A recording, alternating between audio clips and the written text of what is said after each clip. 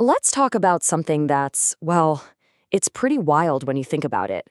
It's this paradox at the very heart of the American economy. In a country that has so much, why does it feel like we're always running out of things? I mean, it sounds kind of crazy, right? The US is a powerhouse of innovation, with more Nobel Prizes than almost anywhere else. And yet, we seem to struggle with the basics. So, what's the deal? And look, this isn't some abstract economics lecture. We've all felt this stuff. Remember trying to find face masks in 2020, or COVID tests the next year, or that terrifying baby formula shortage?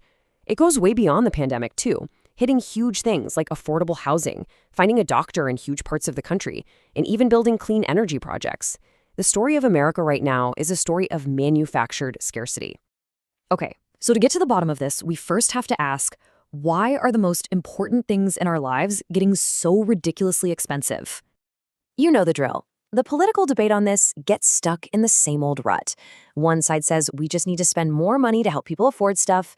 The other side yells, no, we're spending too much and that's causing all the inflation. But what if they're both missing the real story? Okay, now this chart, this is where it gets really interesting. It basically splits our whole economy in two. Look at those blue lines going down. For physical goods, things like TVs, cell phones, toys, we're amazing at making them cheaper and better. But then look at the red lines going up, and I mean way up. For essential services like healthcare, college, and housing, the costs have just exploded, soaring past inflation and any wage growth. So here's the kicker. This isn't really a money problem at its core. You can't just throw subsidies at a housing crisis if nobody's allowed to actually build more apartments. The real issue is a national failure of supply. We've simply stopped getting better at providing the things we need the most. Which brings us to the next big question. Why? Why did we get so slow at making things and providing essential services? Well, a lot of it boils down to this one kind of wonky but super important word, vetocracy. It describes a system where it's just way, way easier to stop something from happening than it is to get something built. We've created a world of endless veto points where all kinds of groups and individuals can just say no, leading to total gridlock. Housing is the perfect and maybe most frustrating example of this. You see the signs in the front yard, all are welcome here. But then you look at the backyard policies, the zoning laws that ban apartments, the years of permit delays, the lawsuits designed to block new construction. It all adds up to this. Our wealthiest, most productive cities have made it almost impossible to build new homes. And believe me, this isn't just about houses. Think about this for a second. In the early 1900s, New York built its first 28 subway stations in 4 years. 4. Fast forward a century, and it took 17 years, 17, to build just 3 new stations. Our muscle for building big, important things has just atrophied. All right, let's switch gears to healthcare. And wow, this chart is it's staggering. For a full 25 years, while the U.S. population grew by 60 million people, the number of new doctors we trained every year basically stayed flat. This wasn't some accident, it was a choice, and it directly created the doctor shortages we're dealing with today. So what we've done is we've basically designed a system that creates a shortage of doctors. Medical school in the U.S. is the longest and most expensive in the developed world. We've capped the number of residency slots, which are essential for training.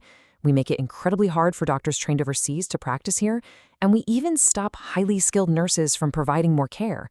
We have literally chosen to have less healthcare. Okay, so if the problem is that we're making things scarce, what's the fix? Well, that brings us to a whole new way of thinking about this. It's called the abundance agenda. And the idea is actually pretty simple, but it's also revolutionary. Instead of endlessly fighting over how to slice up a small and shrinking pie, why don't we focus all our energy in just making the pie way, way bigger? Let's make housing, clean energy, and healthcare plentiful and cheap by systematically taking down all the barriers that hold back supply. I love this quote from the entrepreneur Saul Griffith because it just nails the whole vibe of this agenda. It's optimistic. It's not about making do with less. It's about building a future that is, awesome. A future that is genuinely better for everyone. And this is a really, really important point. We always think progress is about waiting for the next big invention, right? That big eureka moment. But our problem right now isn't a shortage of good ideas. It's that we're failing to actually implement the brilliant ideas we already have.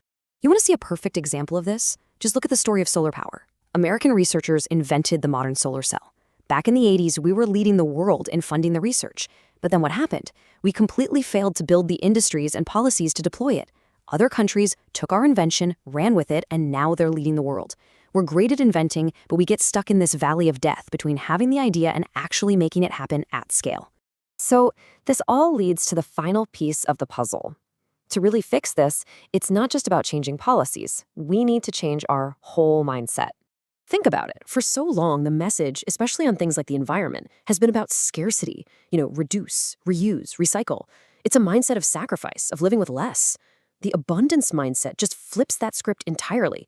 It says, let's build, let's deploy, let's electrify. We can have a future with amazing things, powered by clean energy that's everywhere. It's about progress, not punishment. And that's really what it all comes down to, isn't it?